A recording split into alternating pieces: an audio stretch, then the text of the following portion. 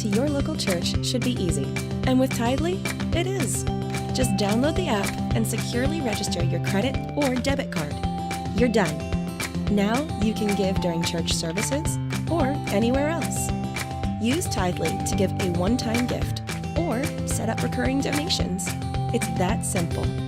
It's fast, secure, and easy to use. Tidely, the simplest way to give to your local church.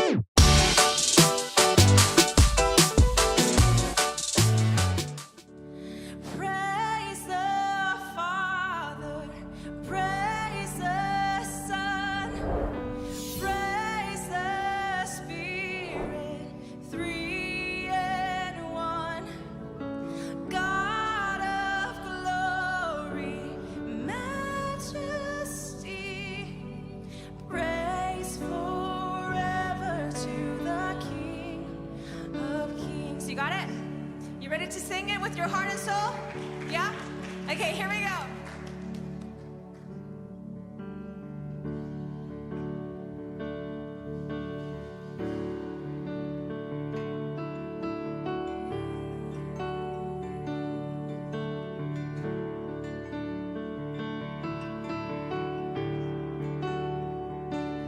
In the darkness, we were waiting without hope, without life, till from heaven you came running. There was mercy in your eyes to fulfill the law and prophets. To a virgin came the word, from a throne of endless glory to a cradle in the dirt. Come on, we sing it out. Oh, praise the Father, praise the Son, praise the Spirit, three in one. God of glory, majesty, praise forever to the King of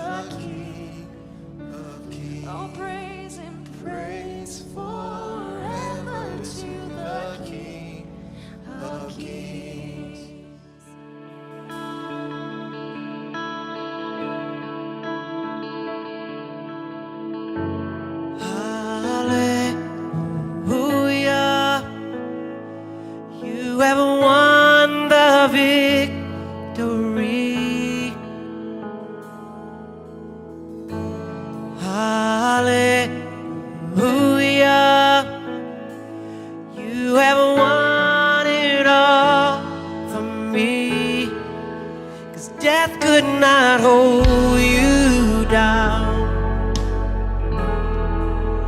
You are the risen King,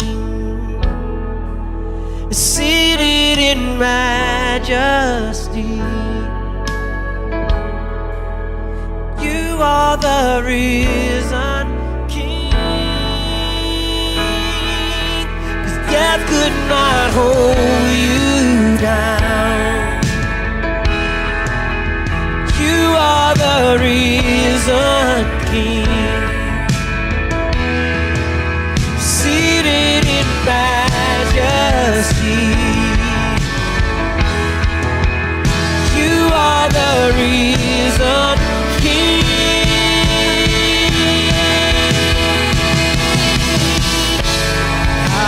Hallelujah.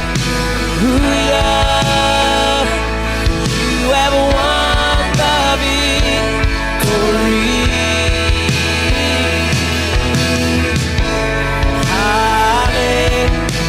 Hallelujah.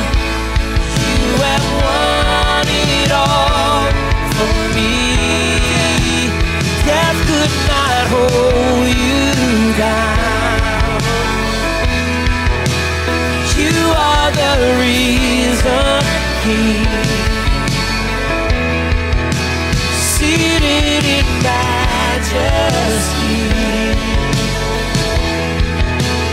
You are the risen King.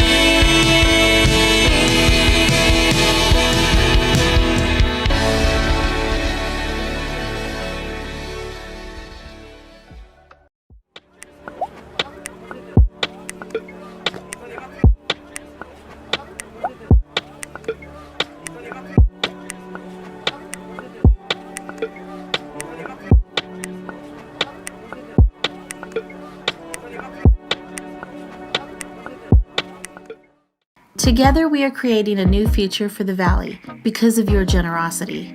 Your financial support is being used to produce content and create a loving community that is bringing hope to hurting people during the COVID pandemic and quarantine. Your giving equips Newsoul Ribera with tools to provide access to our services and support for people who can only meet with us by phone. Because you give, the hungry are being fed, and we've launched a winter warmth campaign to protect people in the Valley from the cold this season. With your help, in 2021, we're not slowing down, but ramping up a campaign to expand our digital reach to help and inspire more kids, students, singles, families, and seniors. Your giving is making a difference in the community.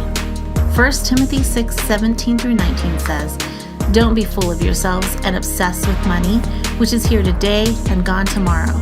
Go after God, who piles on all the riches we could ever manage. Do good. Be rich in helping others. Be extravagantly generous. If you do that, you'll build a treasury that will last, gaining life that is truly life." We have quick and easy ways for you to give. Online, newsoulribera.com. By text BLESS to 94000. By app, download the Tithely app. Or by mail, Newsoul Ribera, P.O. Box 574, Ribera, New Mexico 87560. To receive text updates from Newsoul Ribera, text Ribera to 94000.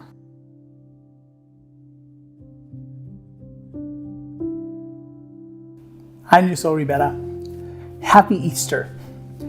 If you're joining with us for the first time, I'm so glad that you're joining with us today. My name is Steve, and I'm the lead pastor here at Newsoul Ribera, and I just want to welcome you. I'm so glad you're joining us. Regardless of your faith background or where you're at in your life right now, you're welcome, and I'm so glad you're with us today, connecting with us.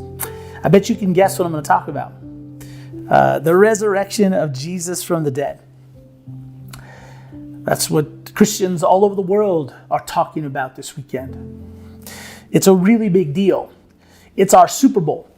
And it's a really big deal because the story of Jesus isn't worth telling if he's dead. If Jesus is dead, then you don't ever hear about Jesus. There is no church. There's no me. There's no Methodists or Presbyterians or Baptists or evangelicals. There's no Christians of any kind, of any brand. There's no Jesus. You wouldn't have heard of him. He was a carpenter from Palestine, born 2,000 years ago. He didn't own lands. He didn't win any great victories. He wasn't the governor of anything. This is it today, Easter. This is everything. If Jesus doesn't resurrect from the dead, we're not having this conversation. So who is Jesus? That's a question I think everyone should ask themselves. It's one of the most important questions I think you could ever ask yourself in life is, who is Jesus? You see, if you're new to Newsoul Ribera, we don't believe that Jesus is the Son of God. We don't believe in him because the Bible tells us so. In fact, if Jesus isn't raised from the dead, there is no Bible. There's no reason for a Bible. When I was a kid, for Easter, I was very immature and very dumb, obviously. And I used to think that Easter meant like, yes, we win. Like against all the other religions of the world, the Hindus and Muslims and Buddhists, like we win. Our guy rose from the dead, yours did. And it's kind of like we won, like it was a game or something. I'm grateful that I've matured in many ways. But especially in this way, I realized that Jesus' resurrection from the dead isn't like winning a game. It's so much bigger than that, so much more significant than that. We believe in Jesus and that he rose from the dead because Matthew told us so. Matthew wouldn't have written his book and we wouldn't have his letter today if Jesus didn't raise from the dead. Because see, he was an eyewitness. He was a Jewish tax collector. And he writes about the crucifixion and resurrection of Jesus. Peter, one of Jesus' followers, dictated his eyewitness account to Mark in the gospel. And he writes 2 letters that also prove that he believed that Jesus rose from the dead, that he saw him, that he talked with him, that he met him after he had come out of the tomb and out of the grave. Luke, the Greek physician, the doctor, he thoroughly investigated, he said, all the claims made about Jesus. He tried to separate fact from fiction, legend from truth, rumor from reality. And he gave us an eyewitness account of all that he had found out. James, Jesus' brother, what would it take for you to believe that your brother was your Lord and your God? Well, that's what James said about his brother, that he was his Lord and that he was his God. Paul, who enters the pages of history as Saul, who's someone who hates the church. If you hate the church, if you hate Christians, you hate Christianity, you're in good company, because Paul, the Apostle Paul wrote 2/3 of the New Testament. He also hated the church and he hated the Jesus movement. He hated Christianity until he met Jesus after Jesus had risen from the dead. And John, whose words we're going to dig into, and what I want you to do for the next few minutes, I want you to take off your church hat. I know it's Easter and you have, you're used to this may be the day, one day you connect with church, but I want you to take off your religious hat for a moment, your superstitious hat for a minute, your church hat for a minute, and I want you to think just as a human, as we dig into the words of John. John, his account that we're going to dig into, he wrote it down. He was an old man, probably in his 80s or 90s, and he's looking back on his life and his moments with Jesus. And he shares his account with us. And in this account, he tells us about his moments after Jesus rose from the dead. And we're going to dig into that together. You see, nobody, including Jesus' closest friends and his closest followers, nobody expected nobody. There was no one at the tomb that day on Sunday morning, on an Easter morning, saying 10, 9, 8, cue the sun, 7, 6, get the stone ready, 5, 4. Nobody was doing that because they didn't expect there to be they didn't expect no body in the tomb. In fact, none of Jesus' followers expected a crucifixion at all. Their version of a Messiah was somebody who was going to change things politically, who's going to change things economically, who's going to create justice in the world, who's going to change the physical circumstances of their lives. See, the problem with Jesus wasn't what he taught, and it wasn't what he did. The problem that Jesus' enemies had with him is who he claimed him that he was, that what he said about himself. And the tipping point was when Jesus resurrected a man after 4 days in the grave. We're going to pick up John's account now. Just listen to it as a human, okay? He's just telling us what he saw. And this tipping point was, like sometimes you hear of moments, maybe you experienced it, where there might have been somebody who collapses and they're no longer breathing. And maybe a child falls into the water, and maybe through CPR and mouth-to-mouth resuscitation, you're able to bring them back, but they still had brain activity and all of that. Well, Jesus resurrected a man who had been in the grave for 4 days. In the grave. They had wrapped his body in linen. He was already embalmed. His sister said he probably already stinks. His body was starting to decompose. And Jesus went to the gravesite and spoke his name and called him out, and he came back to life. And when Jesus' enemies found out about this, they decided this man has to die. You see, Jesus' enemies were the chief priests. They were the Jewish rulers. They were the temple priests. They spoke the Mosaic law, the law of Moses, to the people. And they hated Jesus because he was a threat to them, because, see, the Roman Empire was occupying Israel. But for these Jewish priests, these rulers of Israel, the Romans let them rule as long as they could keep the people under control, as long as the people didn't become a problem to Rome. So these Jewish priests were wealthy, and they were powerful, and they had authority. And they liked those things very much. And if Jesus started to gather a following around him, and the Romans thought that he was a threat, they would remove these priests from their position, their power, and their wealth. When this happened, when the resurrection of Lazarus happened, the news, as you can imagine, spread throughout the surrounding towns and villages. Like, this is the Messiah. We have been waiting. This is the guy who has been, his prophecy of him coming has been foretold. He's the chosen one. He's the one who's going to overthrow the Roman Empire. He's going to be the king. He's going to restore Israel to its rightful place in the world. And it wasn't that too few people believed in Jesus, it was that too many believed in Jesus. The conspiracy and the plot to kill Jesus was on. And in the next few moments and days afterwards, the Passover was about to begin. Now, the Passover for the Jews was like Thanksgiving or the 4th of July or Christmas for us. And the Passover was where relatives would come in from out of town, and they'd gather together and they would feast, and they'd enjoy each other's company, and they would celebrate. It was a holiday. And it was happening in the biggest city in Jerusalem. Jesus was going to Jerusalem to celebrate the Passover. See, the Passover was the time when God brought the nation of Israel out of Egypt when they were slaves, and created a special relationship with him. And the city was packed with people for a long holiday weekend. And as Jesus enters the city, Jesus' enemy's worst nightmare happens. Thousands of people line the streets as he enters the gates of the city. And they are chanting his name, and they are praising his name, and they treat him like he's a king or a general coming back from battle.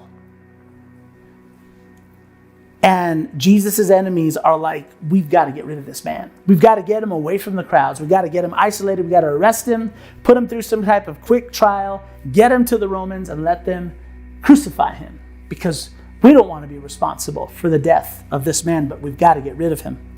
And Judas, one of Jesus' followers, the 12, gives Jesus' enemies their opportunity. He decides to trade inside information for money. He goes to them and tells them, I'll tell you where Jesus is going to be and where you can find him away from the crowds. So they paid him for this information. Now, Jesus was enjoying the Passover meal. Judas went back to the 12, rejoined them. And Jesus' followers were thinking, this is it. I feel like momentum is building.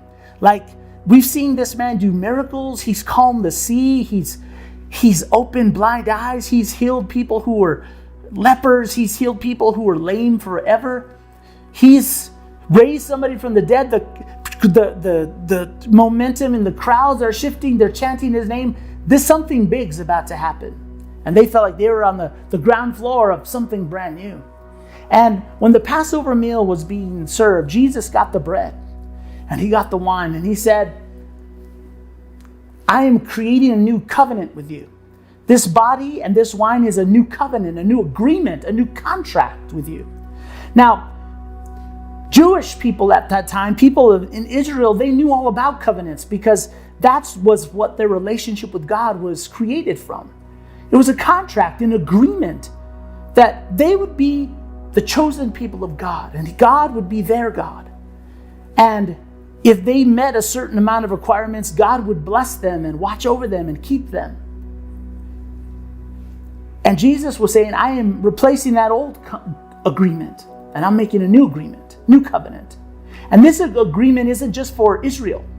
It's for the entire world. It's for all of humanity. And it only has one command, not 10 commands, not 600 commands, just one. That you love one another as I have loved you. So the meal is over. Sure enough, Jesus is vulnerable. Judas delivers on his word. The temple guards see Judas kiss Jesus on the cheek and they arrest him. And they whisk him away to an illegal trial. They're not allowed to have trials at night, but they did in secrecy.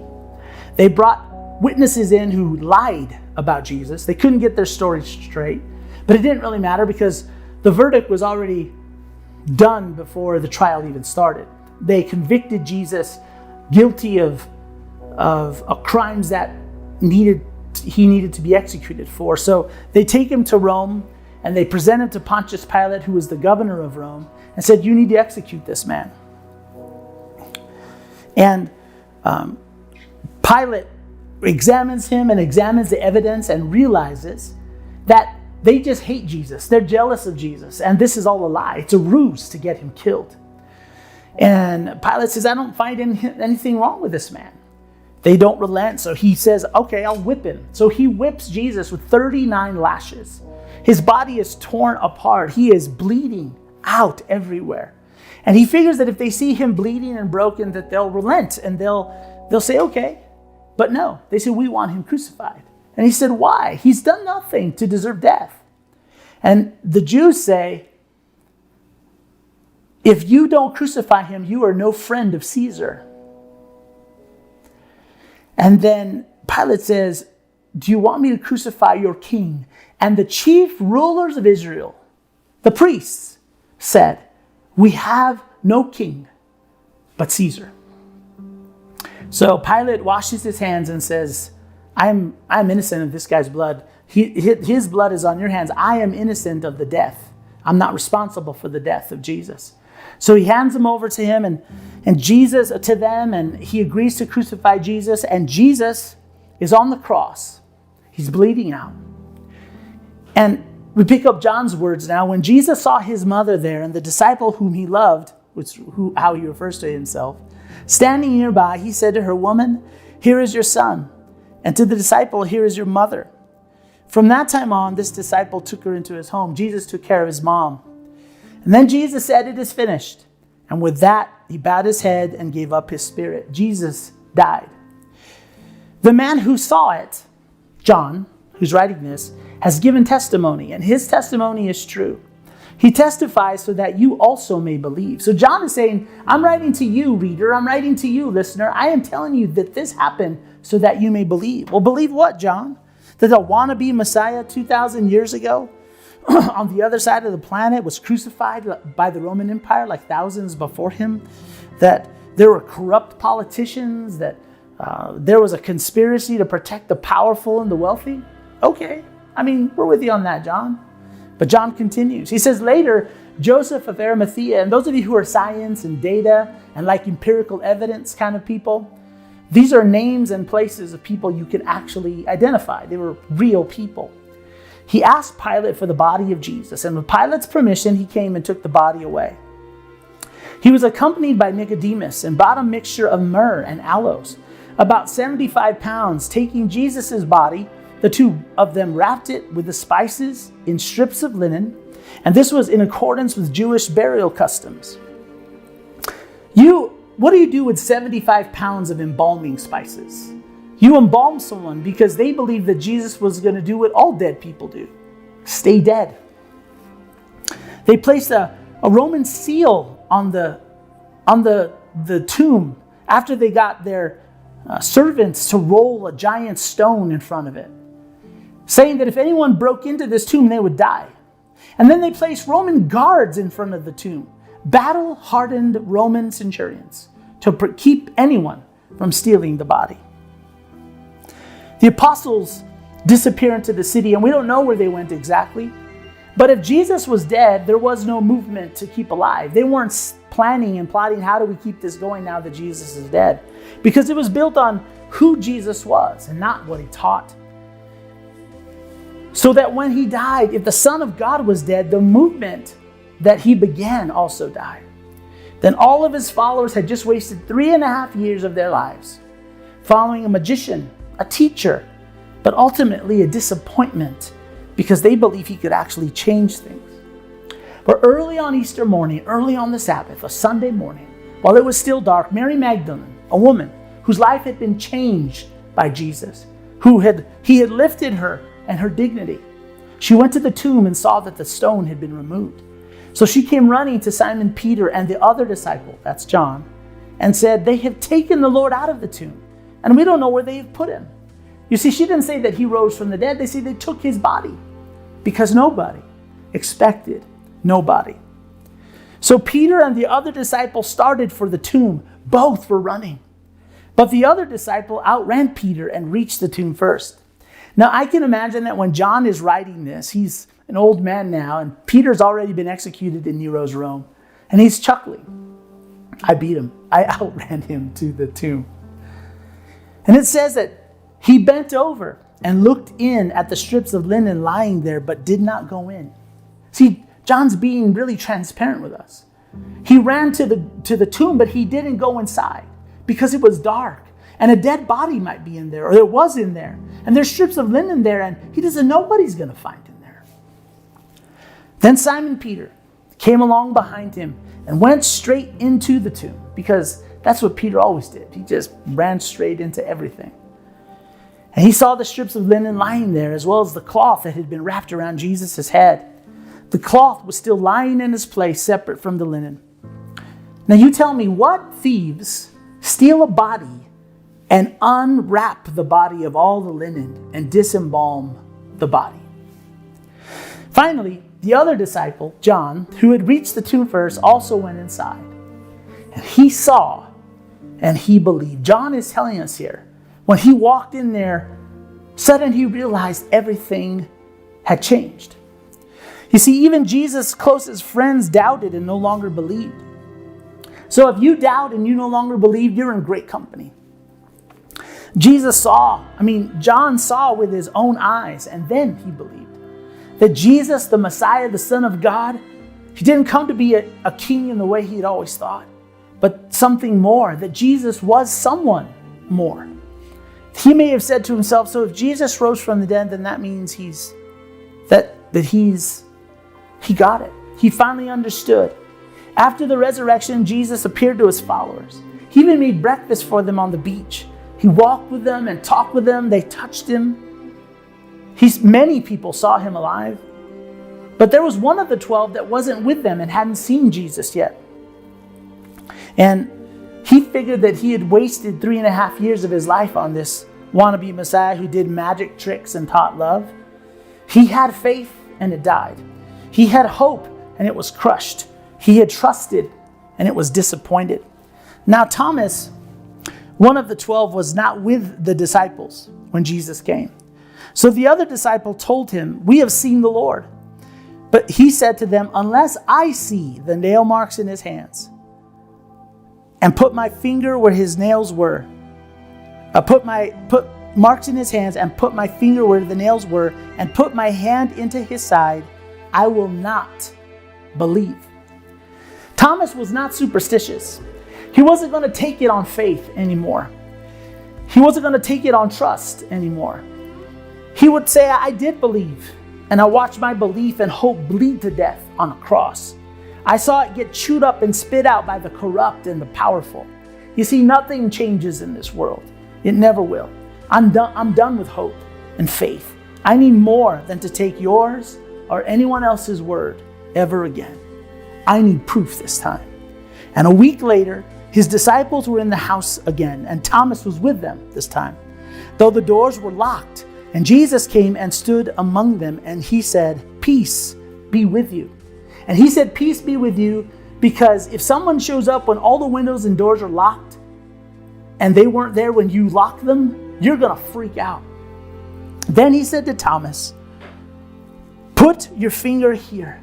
See my hands. Reach out your hand and put it into my side. Stop doubting and believe. Jesus showed up to talk to Thomas. He showed up to talk to one person. One person was that important to him. How did Jesus know what to say to Thomas? He knew exactly what Thomas needed. He knew what Thomas was struggling with. He said, stop second guessing, Thomas. Stop hesitating. Stop asking, well, what about and what if and how do you explain? Jesus said, here is your proof and your answers to your questions. Believe what your eyes see and what your ears hear, what your fingers and hands tell you. Then Thomas said to him, my Lord and my God. Thomas got it. He understood after all the teaching, after all the miracles, nothing else made it come clear to him. But when he saw Jesus alive again, he understood who he was talking to and who Jesus really was. Then Jesus told him, because you have seen me, you have believed. But blessed are those who have not seen and yet have believed. Jesus said, you believe in me because you've seen me. And none of these others around you, these other followers, none of them believed either until they saw. And John is writing these words of Jesus, and it's almost like he's saying, you, reader, you in the future, you who will hear this story one day. It's like Jesus is saying, wherever you are and whenever you are, blessed are you who believe, even though you haven't seen like these have seen. Jesus performed many other signs in the presence of his disciples, which are not recorded in this book. But these are written that you may believe that Jesus is the Messiah, the Son of God, and that by believing you may have life in his name. Why should we believe you, John, as you write this? Because the buried body of Jesus came back to life. And it proved that he really was more than a moral teacher and a magician or a religious figure. If John were here today, instead of me talking to you and telling you what he saw and what he touched and what he heard, this is what he would say.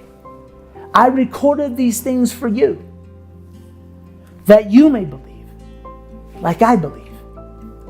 Like those who were with Jesus that day believe, that he rose from the dead, that you may have life.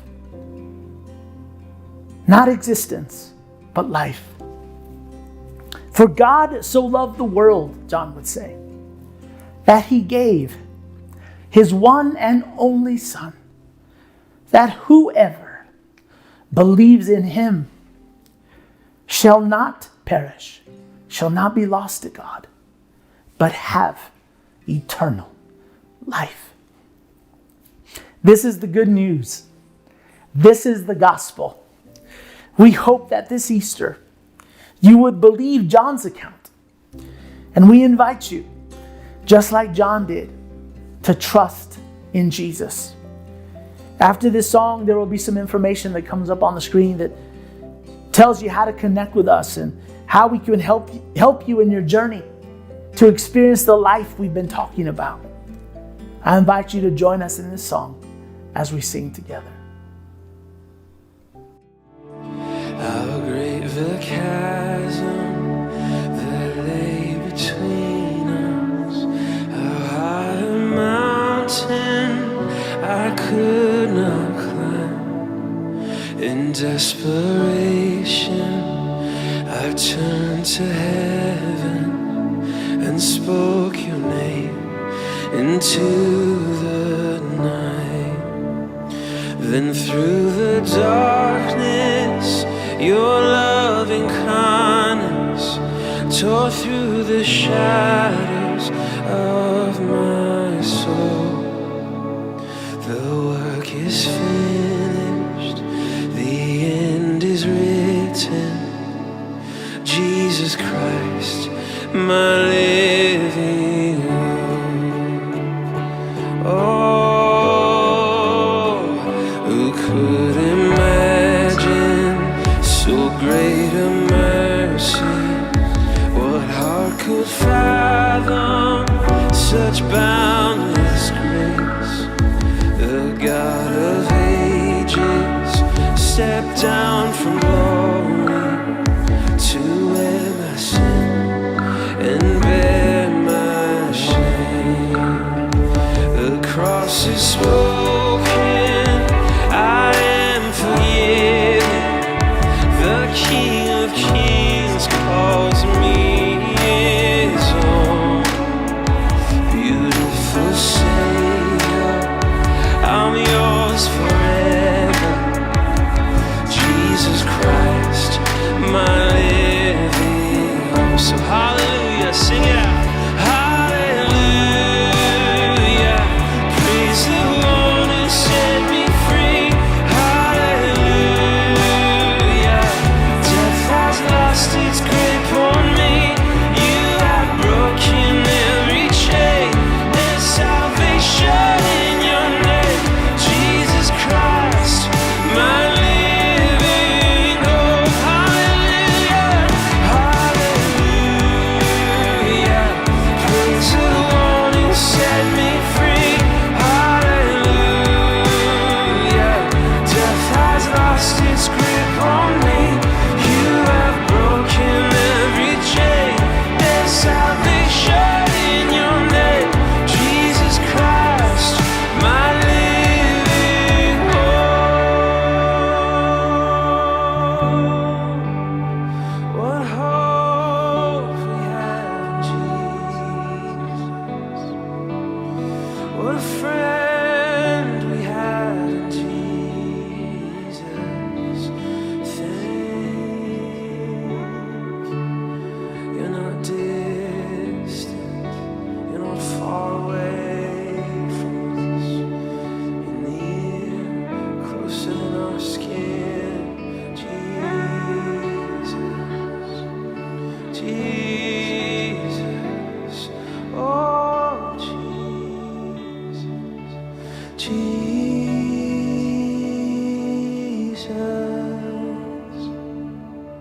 Jesus,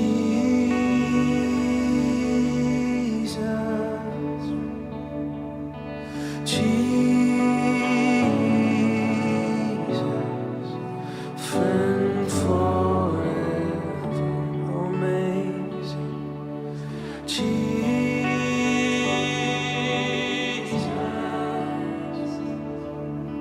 Jesus,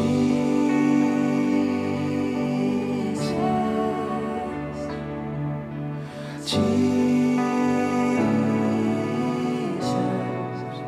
friend forever.